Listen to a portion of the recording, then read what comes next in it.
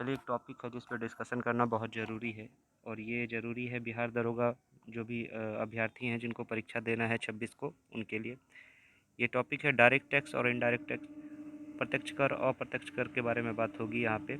ये आपको बहुत ज़्यादा परेशान करता है और बहुत लोगों को ये समझ में आता भी हो, बहुत लोग इसे ट्रिक से याद कर लेते हैं, लेकिन मेरे हिसाब से इसके लिए कोई भी ट्रिक की ज़रूरत आपको नहीं पड़ेगी। अगर बातों को आप चीज़ों को आप बहुत विस्तार से और बहुत अच्छे से समझ लेंगे। 10 मिनट का समय लगेगा, ध्यान से समझिएगा, एक एक बात समझाऊंगा और आपको ये समझ में आ जाए तो कमेंट कर देना है नीचे कि यह बातें आपको समझ में आ गई। देखिए, इसमें पहला जो पॉइंट है इसको पढ़िए। पहला पॉइंट कहता है प्रत्यक्ष कर अप्रत्यक्ष कर के दोनों के जो मैंने क्या किया है ना, इनको दोनों का अलग अलग मैंने पार्ट कर लिया है ताकि आपको समझ में आए अच्छे से। पहला जो है ये कहता है, पहला पॉइंट, कि प्रत्यक्ष कर वो कर होता है जिसे जिस व्यक्ति पे आरोपित किया जाता है या जिस पे लगाया जाता है, उसी से आरोपित माने जिस पे लगाया जाए उसी से वसूला जाता है। ठीक है, ये कह रहा है कि जिस व्यक्ति पे ये लगेगा उसे उसे ही इसे देना पड़ेगा, वो प्रत्यक्ष कर का उदाहरण होता है। अप्रत्यक्ष कर में क्या होता है? वह कर जिसे सीधे जनता से नहीं लिया जाता किंतु जिसका बोझ अंततः जनता पे ही पड़ता है, अप्रत्यक्ष कर कहलाता है। इसका मतलब ये होता है कि अप्रत्यक्ष कर में क्या होता है ना, कि जिस पे लगाया गया हो जरूरी नहीं है कि वही इसका बोझ उठाएगा या देगा, किसी कोई और भी दे सकता है। जैसे एग्जांपल से आप समझिए, मान लीजिए मैंने एक बार अपने बैच में पेड बैच दरोगा में बताया था इसके बारे में, फिर से उसी उदाहरण को ले रहा हूँ। मान लीजिए एक कोका कोला, ये कंपनी बनाती है कोका कोला 10 रुपये में। ठीक है, ये 10 रुपये में आप कोका कोला खरीद के पीते हैं। इस कोका कोला को बनाने में जो कंपनी को चार्ज लगा, तो कंपनी ने उसके साथ क्या किया, कंपनी ने जो चार्ज लगा और कंपनी के ऊपर जो सरकार ने टैक्स लगाया, कंपनी ने क्या किया, उस अपने जो जो उनकी लागत बनी और उस पे जो वो टैक्स सरकार ने लगाया, उन दोनों को ऐड कर दिया और मार्केट में इसको बेचा। तो जब मार्केट में इसको बेचा तो पिया तो उपभोक्ता ने, जिसने इसका मतलब जिसने इसको खरीदा है। तो कंपनी पे जो टैक्स लगा सरकार के द्वारा, कंपनी ने क्या किया, इसे ट्रांसफ़र कर दिया जनता की तरफ और अपना लागत और टैक्स को मिला के वसूल कर ली। वही ये कह रहे हैं कि वह कर जिसे सीधे जनता द्वारा नहीं लिया जाता किंतु उसका बोझ जनता पे ही पड़ता है। मतलब कि चीज़ों को बनाया था तो कंपनी ने, लेकिन इसका भुगतान जो टैक्स है जनता ने ही दिया है। ये अप्रत्यक्ष है। ठीक है, और इसमें एक दूसरा जो लाइन है इसको आप देख लीजिए यहाँ पे, अप्रत्यक्ष कर के बोझ को हस्तांतरित नहीं किया जा सकता। इसमें किया जा सकता है, इसमें नहीं किया जा सकता। मतलब ये है कि प्रत्यक्ष कर में जिस पे लगेगा वही चुकाएगा, अप्रत्यक्ष कर में जिस पे लगेगा वो हस्तांतरित किया जा सकता है। जैसे कंपनी पे लग रहा है, कोका कोला की कंपनी पे, तो कोका कोला की कंपनी ने क्या करा, टैक्स सेट करके जनता से वसूल लिया। ठीक है, इतना समझ गए? आगे देखिए, इसका अगला पॉइंट कहता है, तीसरा नंबर पढ़िए, प्रत्यक्ष कर वे कर होते हैं जो व्यक्ति और कंपनी की आय और संपत्ति पर लगाए जाते हैं। ठीक है, प्रत्यक्ष कर जो होते हैं ये कोई भी व्यक्ति, कोई भी एक निजी व्यक्ति हो सकते हैं, वो उन पे भी लग सकता है, किसी कंपनी की आय पे भी लग सकता है और संपत्ति पर भी लगाए जा सकते हैं। कंपनी की आय, जैसे कि आप जानते हैं निगम कर एक उदाहरण है इसका, कंपनी की आय पे लगता है। कोई भी निगम, फर्म, कोई भी लिमिटेड कंपनियां, ये निगम कर के अंतर्गत इन पे टैक्स लगाया जाता है। तो कोई भी निजी व्यक्ति कंपनी की आय और संपत्ति पर प्रत्यक्ष कर लगता है। अप्रत्यक्ष कर में पढ़िए, अप्रत्यक्ष कर वे कर होते हैं जो वस्तु और सेवाओं पे लगते हैं। कोई भी वस्तु या सेवा, ठीक है, उस पे लगाया जाता है।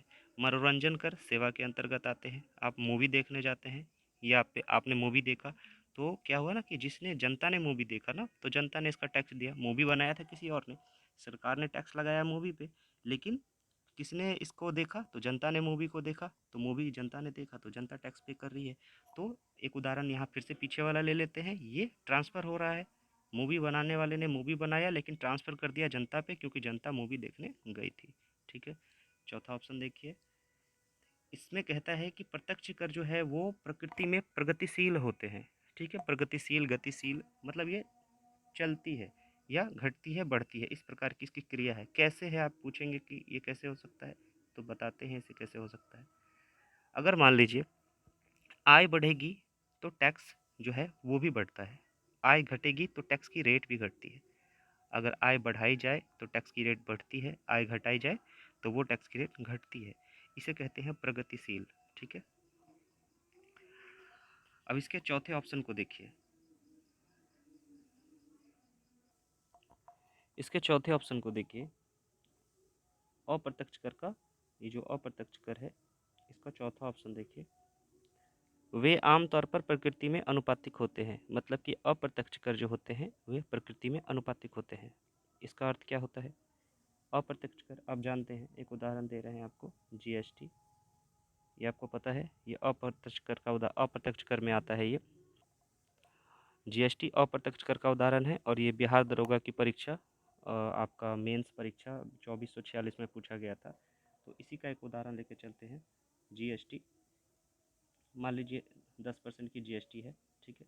तो जीएसटी जो होती है ना, कोई अगर अमीर व्यक्ति है या कोई गरीब व्यक्ति है तो दोनों में बराबर बटेगी, ठीक है। 10% गरीब भी देगा और 10% अमीर भी देगा, तो ये अनुपातिक है। इसका मतलब यही होता है, प्रकृति में अनुपातिक है अप्रत्यक्ष कर, क्योंकि अगर जीएसटी अगर लग रही है तो 10% दोनों को लगता है।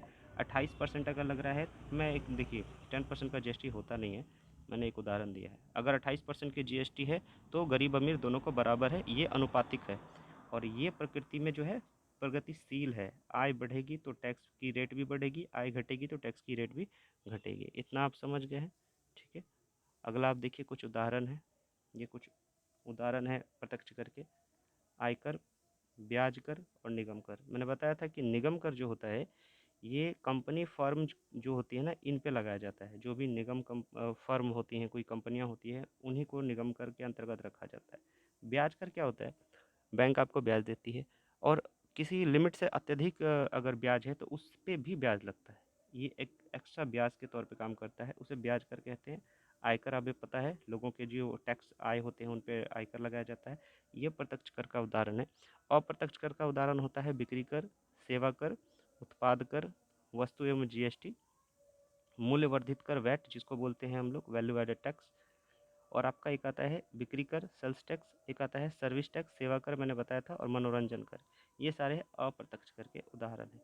तो अगर आप अप्रत्यक्ष कर पकड़ और प्रत्यक्ष कर को सही से आप समझ जाते हैं कि चीज़ें कह क्या रही है, तो आप उदाहरण जब एग्ज़ाम में आपके एग्जाम्पल में मतलब पूछा जाता है एग्ज़ाम में, तो आप इसको आराम से कर लेंगे, आपको दिक्कत नहीं होगी। नहीं तो फिर आपको कोई ट्रिक वगैरह की ज़रूरत पड़ेगी, जो ऐसे कोई ज़रूरत नहीं लगेगी आपको इसके लिए। बस आपको समझना है कि प्रत्यक्ष कर क्या है और अप्रत्यक्ष कर क्या है, और आप इतना समझ गए, इन सारे जितने भी उदाहरण हैं इन्हें अगर आप समझ गए तो आप कभी भी आंख बंद करके सही कर सकते हैं। और ये आसान भाषा में मैंने कोशिश किया है कि आपको समझा सकूं, और आपको अगर समझ में आया हो तो कमेंट कीजिएगा। और चलिए वीडियो को समाप्त करते हैं। आगे ऐसे ही कुछ देखेंगे कि जहाँ पे आपको दिक्कत होती है तो उस पर कुछ वीडियो बना देंगे। धन्यवाद।